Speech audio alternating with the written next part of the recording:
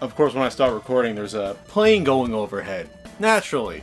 Hello there, YouTube land. I don't know what I'm doing here. 200,000 subscribers. I just reached it.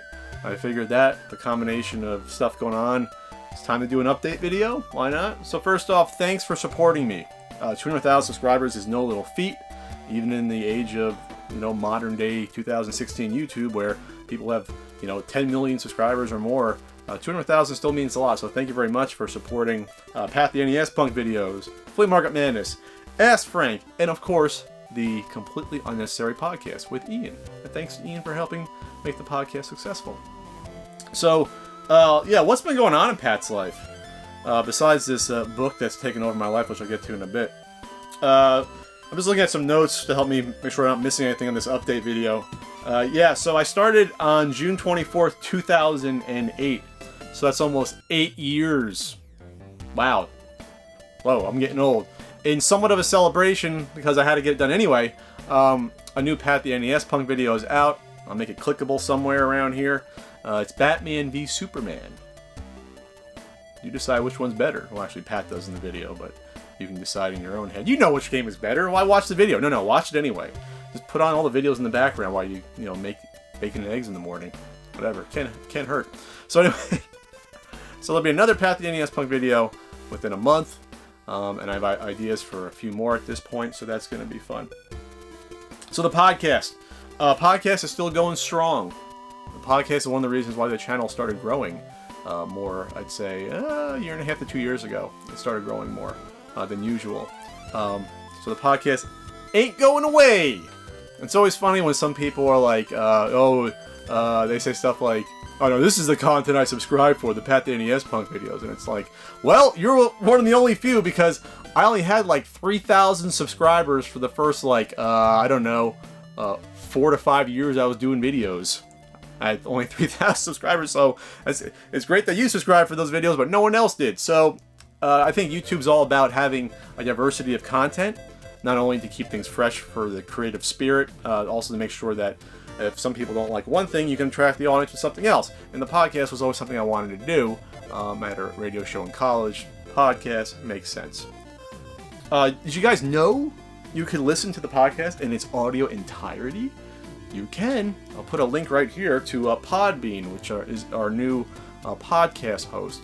I tried to host it before on thepunkeffect.com, which is still going strong, but too much traffic for the good old podcast to handle. It was just too much traffic going back and forth, people trying to download it. So I had to go to Podbean, which was a smart move. It's every 2 weeks right now. There is a possibility, though, that the podcast will go weekly. So they'll be shorter, say an hour to an hour and a half, but they'll be weekly, so it'll be more timely. So if you guys complain that news is old or whatever, well, we only record once every 2 weeks. Anything other than that killed me in the past, but we're trying to work something out so it makes more sense. So let me know in the comments.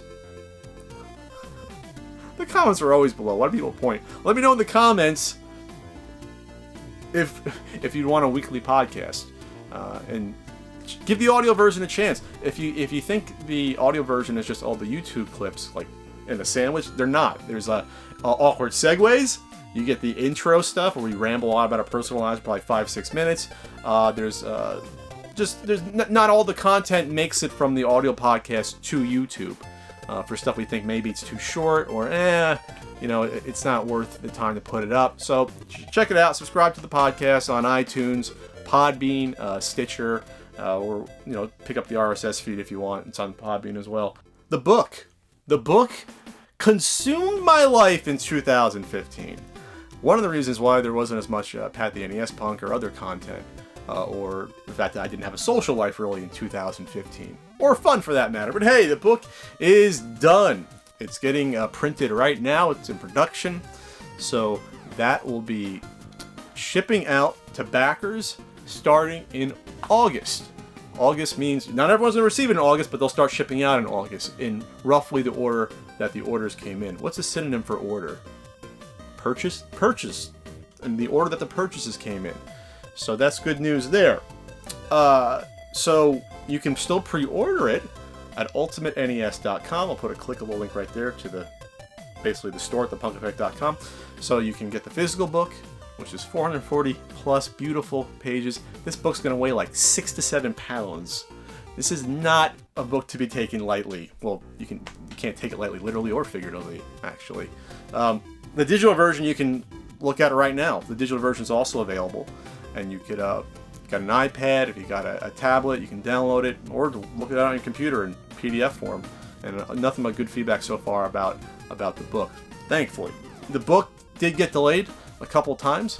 What happened was I wanted it to be accurate, and I thought there were some pieces of information that were accurate, but it turns out the internet sucks for accuracy when it comes to old video games from the mid to late 80s, because there's not a lot of good info out there on developers. So I had to dig deep. I had to use about 3 to 5 different sources, and I had to do some guesswork even, and look up individuals who did interviews and talked about their experiences 25 years ago to find the most accurate info. This isn't a copy and paste job, this book.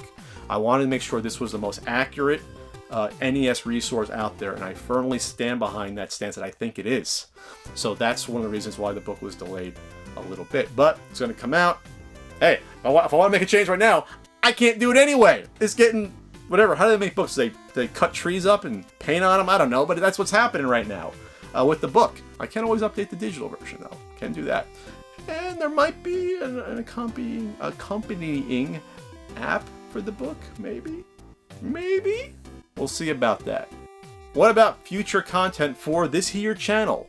Besides the Ask Frank, which will continue, and Flea Market Madness, and Pat the NES Punk, and the CU podcast. What else do you guys want to see? Ian and I have been talking about doing somewhat of a Let's Play show, but not exactly a Let's Play. Maybe something like a Pat and Ian Tuesdays?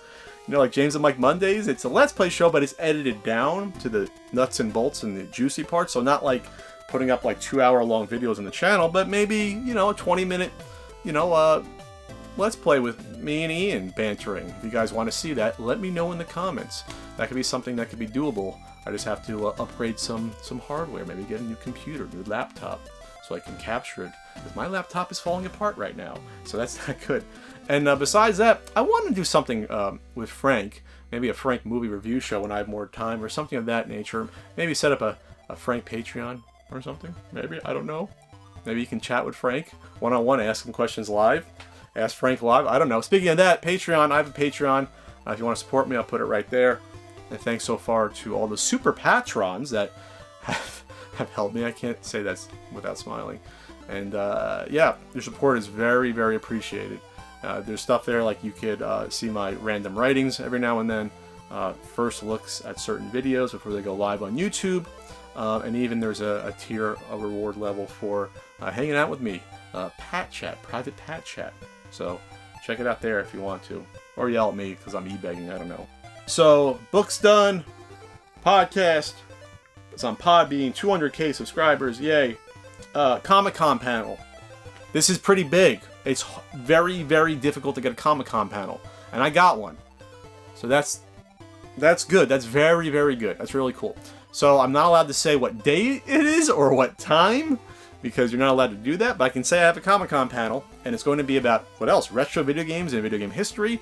It's going to be me, Ian, Andre Meadows of Black Nerd Comedy fame, Pixel Dan, the king of toy reviews, and also a guy named James Rolfe.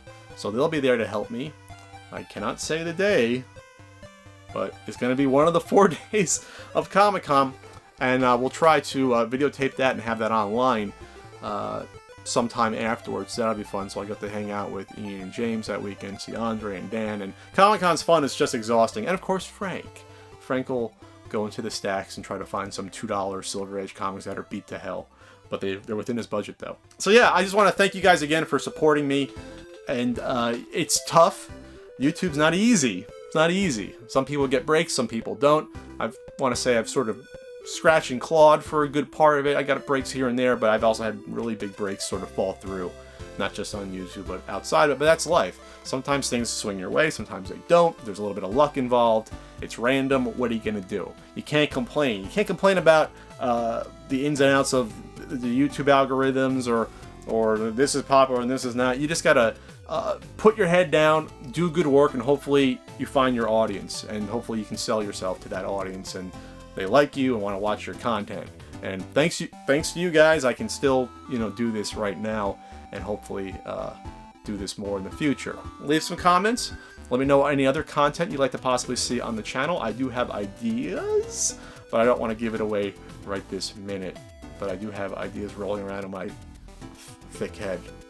Oh, by the way, for people that are concerned about my looks, I appreciate it. The beard might stay for a little bit, but there's a reason I'm growing it specifically, and might be video related, might not be. I'll just end with my. This is the first pixel bead perler art I did in Norway. That's not bad, huh?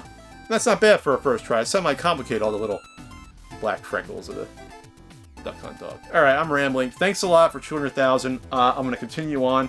Let's see if we can hit 400,000 before I'm 60 years old. That would be great. Or even less than 8 years, that'd be fine, which is close to 60 years old. I'm actually 52 right now. I just have good skin from my mom.